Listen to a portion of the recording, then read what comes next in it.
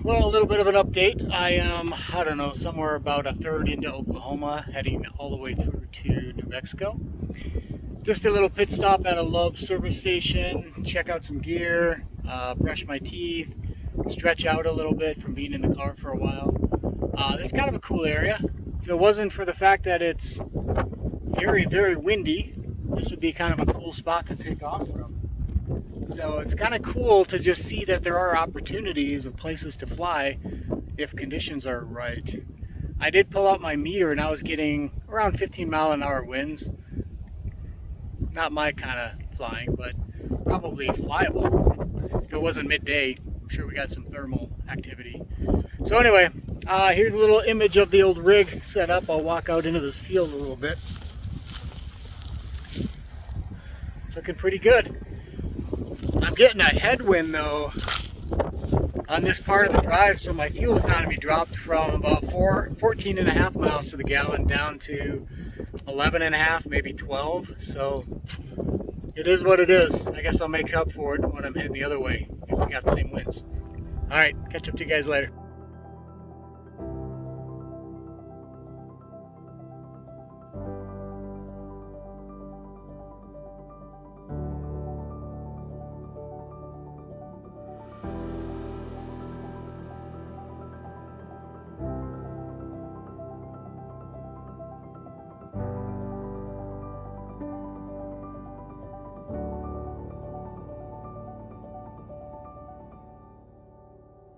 Hey guys, time for a little bit of an update. I've been driving about 11 hours and I am worn out. 2 11-hour days in a row, that is a lot of driving. I put on 1,400 miles in the last 2 days. Right now averaging just about 13 miles to the gallon. That first stretch leaving Tennessee and Arkansas, I had some really good fuel economy, up close to 15. But the headwind, like I said earlier, that really brought my overall mileage down. So hopefully on the way home, if I get a nice tailwind, I'll make up for it. So we'll see. Not too concerned about it at this point. My stop is Albuquerque. I want to grab something to eat, a little Chick-fil-A salad for dinner. I need something nutritious. I've had a hot dog from a Love's truck stop for lunch. I did have my morning drink and I've been drinking a lot of water, but man, I need something with some value to it. Cooler temps though, that's been awesome. Right now it's 68 degrees.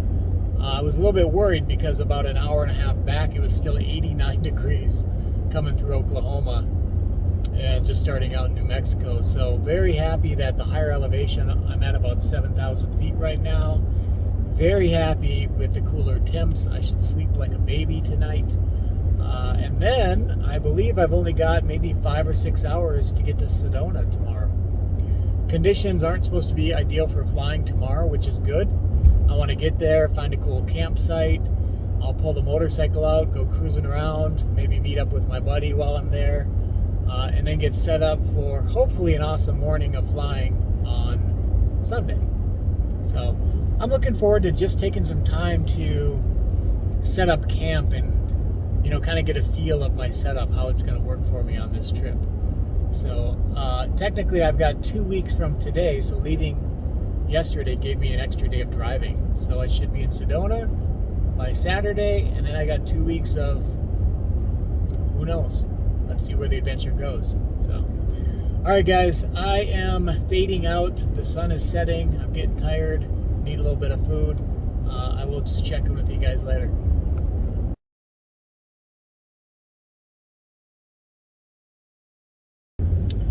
Good morning. It was an interesting start to the morning. I got up at 6 a.m. ready to hit the road, get my driving done, and I was doing all my safety checks, and I decided to open up the trailer. Even though I had the camera looking into the trailer, I thought, well, better to be safe than sorry. Take a peek in there. Everything looked good, and just as I was closing up, I realized the motorcycle was leaning over a little bit. And I looked down, and on the right side of the bike, the bracket that holds it to the ground had snapped.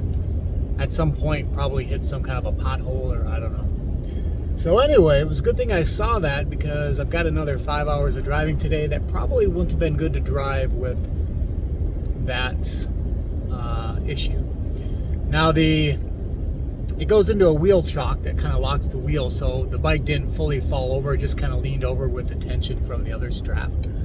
So that really helped the situation. Otherwise it would have leaned right onto my paramotor, probably would have bent something, so got pretty lucky there. So anyway, fortunately I stayed at a Home Depot last night and popped in there, got some new brackets, some bolts, and bolted down a new setup, and she is nice and secure now. So we are good to go. We're about an hour later than I had hoped, but it is gorgeous, absolutely gorgeous this morning.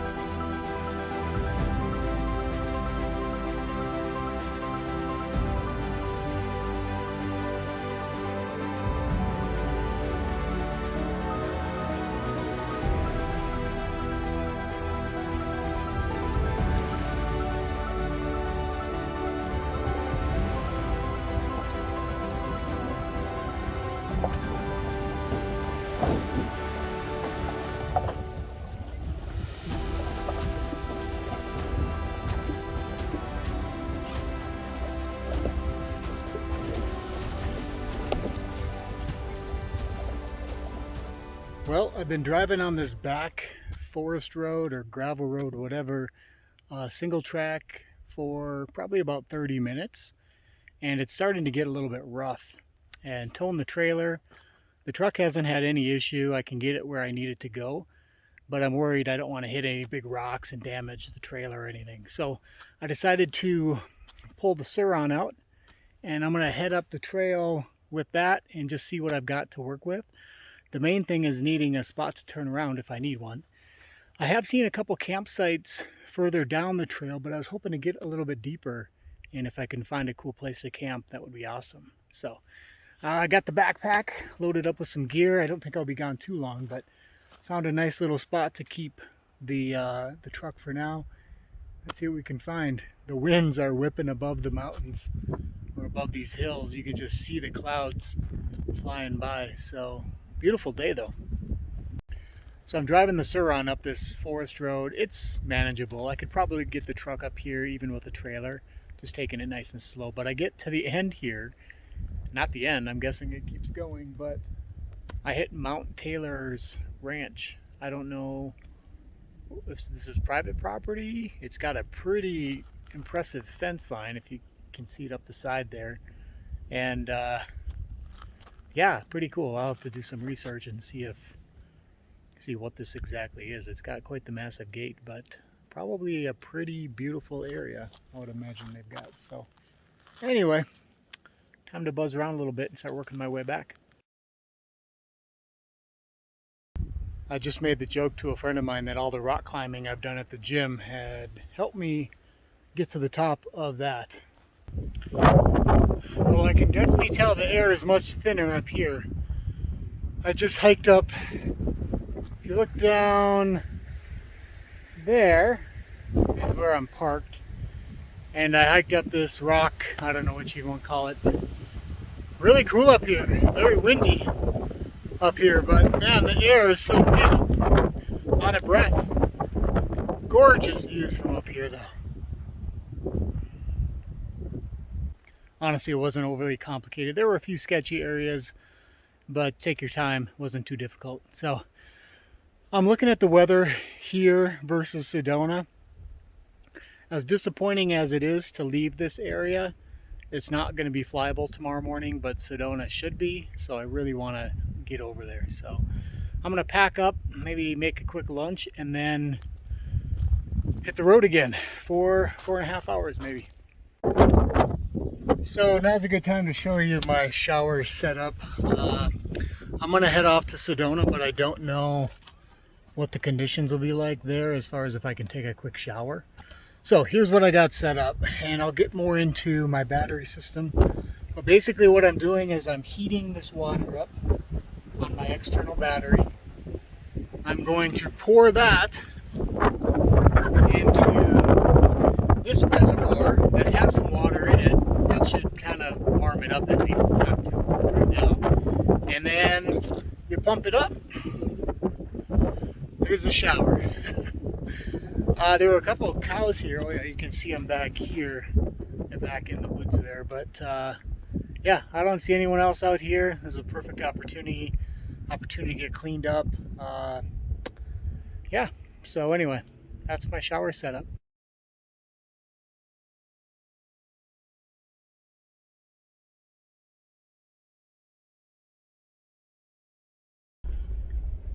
I tell you what, taking a shower, getting cleaned up, brushing my teeth, being like a normal person, feels amazing. I had a couple cows who were snooping on my shower, but I think it was pretty innocent. Yeah, pretty awesome out here. The wind is pretty crazy in this area. I don't know what it's at. I'd guess somewhere between 15 and 20 mile an hour winds. So it definitely dries you off quick after a shower, but yeah, the system worked out good. I'm guessing the water temp was probably somewhere around 78, 85 degrees, somewhere in there. I kind of reference it to the pool temperature. So yeah, it worked out really good. Now I'm going to hit the road and work my way to Sedona, see what we can come up with. I decided to have something little for lunch and went through the cooler, looking at some beef jerky options, ground beef, maybe make a burger, but out of respect for the cattle out here, I decided on just some ham slices. That's probably the better route to go. All right, let's hit the road.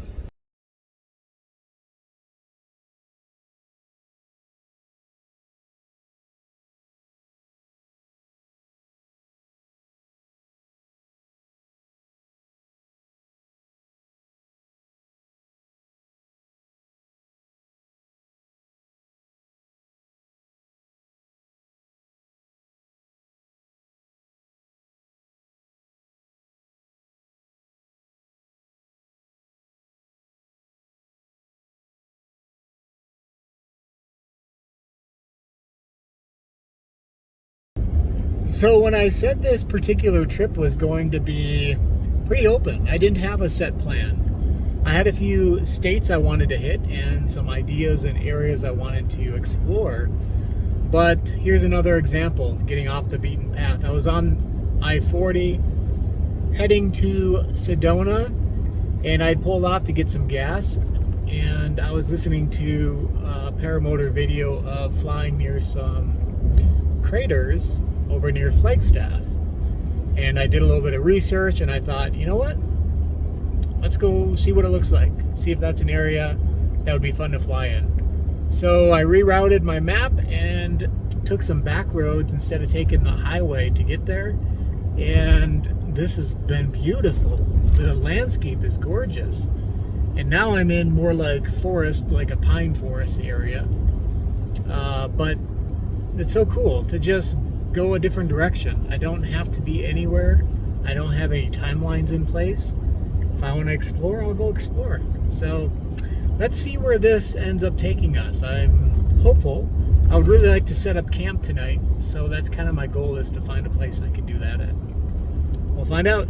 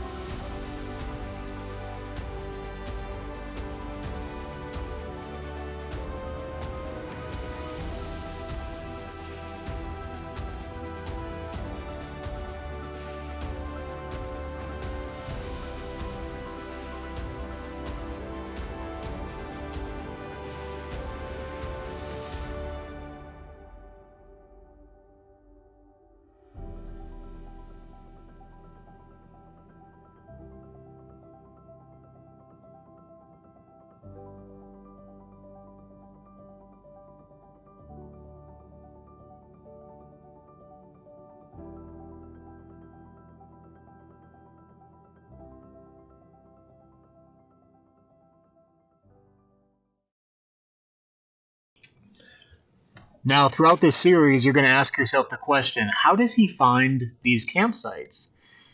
It's kind of hit and miss, honestly. I use Google Maps and I search for open areas. I look for these back forest type roads. They're typically not named on Google Maps, but if you zoom in close enough, you can see the road from the satellite image. Now, sometimes you get lucky and sometimes you don't. I do look for a couple things. I look for signs, either a sign that says I can camp or a sign that says I cannot camp. If there are no signs, as long as it's not private property, I'm going to assume I can probably camp there. Now, of course, if you're discreet, you're quiet, you're not causing any trouble, you're picking up after yourself, you're probably not going to run into any problems. In this particular situation, there were no signs anywhere. There weren't actually designated camp areas, but I was able to find a spot that I could pull into and stay fairly level. I didn't run into anybody. I didn't have any issues while I was out there during this time. Now, of course, one of the things you want to think about is the type of vehicle you're driving. If I was in my ProMaster van, which is a front-wheel drive van, I'd be a little bit more hesitant on exploring backcountry roads. Even in the F-150, there were a few times when the roads got sandy, It got a little bit difficult. I had to use 4-wheel drive, pulling 1,500-pound trailer. So you just got to use a little bit of common sense. Now, as you can see, as the drone pans around, this is just the most beautiful area. You've got all of the craters in the distance, and I'm parked just at the base of a crater. And that's what we're going to explore tomorrow.